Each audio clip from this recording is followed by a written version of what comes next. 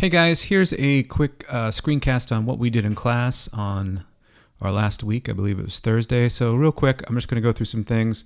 So remember, one of the main things you're going to use Photoshop for is to change the image size and resolution. So don't forget that it's all right here. So it's image, and then it's under image size. So image size, and here you can see the resolution here. Remember, if you're doing web, you want the resolution or the pixels per inch to be smaller because we want the screens to load fast. And usually it's 17. It's almost always 72 pixels per inch. If we're printing, it's going to be a larger file because we want more detail. So that's going to be 300.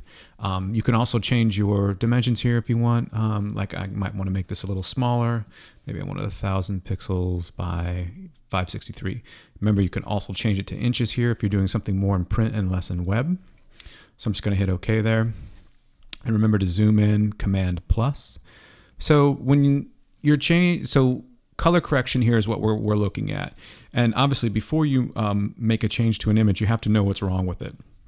And we know instantly what's wrong with this instrument, or with this picture. It's kind of faded out. It's a little overexposed. So one of the easiest ways to correct this is just you could go image adjustments, brightness and contrast. But remember, we want to do non-destructive edits. If I do an edit from here, it will literally put it on top of the image. In order to do non-destructive edits, we want to use this button right down here on the right-hand corner. They're called essentially adjustment layers or fill layers. But in this case, we're looking to create adjustment layers. And here's that same brightness and contrast. And what it's going to do is it's basically going to add a layer on top of our existing layer. So it's not affecting the image at all.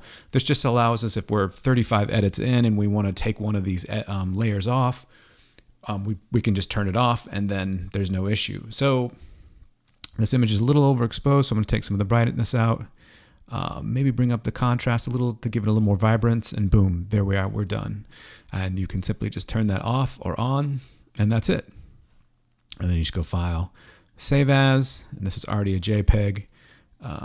Actually, my default was set to PDF, but I'm gonna save it as a JPEG, and then you just set your quality. So if this was for print, I would want it to be maximum. Essentially, what a JPEG does is it allows you to compress the image so you can control the file size. If I take it down and say this was web and I wanted to load quicker, I could take the quality down and compress the image a little bit. You want to be careful that you don't go too far because then it'll get pixelated. But anyway, there's that. This image I showed you guys in class, remember, if you want to crop, you just go to the crop button here, and then you can, crop it however you want. But in this case, I just want to straighten this image because it's really crooked. So in order to straighten, make sure you're on crop. So I'm on crop, and then you'll see a little ruler up here right next to the word straighten. So I'm going to click that ruler. And because I want to draw a straight line, remember, whenever you want to draw a straight line in Photoshop, you're going to always hold Shift. So I'm just going to click, I'm going to hold Shift, click, and then I'm just going to drag. And I'm going to drag a straight line along what I think should be straight. And in this image, it's obvious that the horizon would be straight. So, and then I let go, and boom, it's straight in my image. I hit Enter or double click, and there it's cropped, and I have a straight image. Perfect. So from there, let's talk about this real quick in terms of color correction.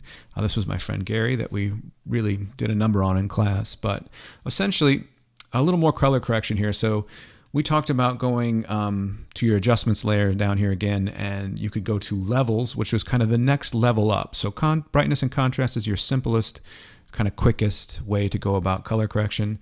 Then you've got this levels here, and essentially you've got your highlights, your midtones, and your shadows in these chips. So I could lower the highlight or raise the highlights, darken the image by bringing up the shadows, and maybe pulling the midtones up or down to create what I'm looking for. So levels is another way you can use color correction. In this case, and I'm just going to take this and delete it. Remember, to add a new layer, it's always just this. It'll always be in all Adobe programs. It's just this piece of paper with a folded in corner. And to delete a layer, you always just pull it to the trash can. But the most robust version of changing colors here is curves. And remember, when we looked at paths, this is a great way to see if there's something wrong with your image. And I'm going to unlock the background here. So, and it's not giving me that option to see the, channels is what I want. So the channels gives me the different colors broken up. And so this is red, green, blue, RGB. Almost all images for the web and usually taken with your camera unless it's RAW are RGB. If it's print, it'll be CMYK, but in this case, it's RGB, red, green, blue. And if we turn these off, we can kind of see, okay, the blue's okay-ish, it's a little dark.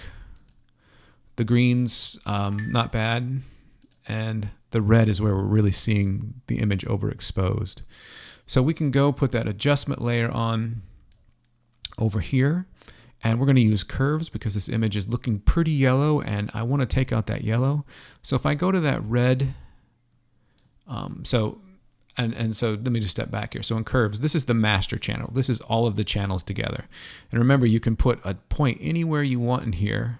And once again, you've got the top is your highlights, the middle is your midtones, and the bottom is your shadows. And you could start to play with this a little bit to change your midtones, highlights, and shadows. But I know for sure that my my red layer is overexposed. So I'm just going to click and put a dot right in the middle and just pull it down. And that's looking much better. And then I also know, because there's so much yellow in this, the opposite of yellow in terms of lighting is blue. So maybe I'll pull up a little bit of the blue. Maybe in the shadows, maybe a little more down here. So I instantly have taken my image from this, which is too yellow, to this. So remember, first you want to diagnose the photograph to see, in terms of color, to see what's wrong with it.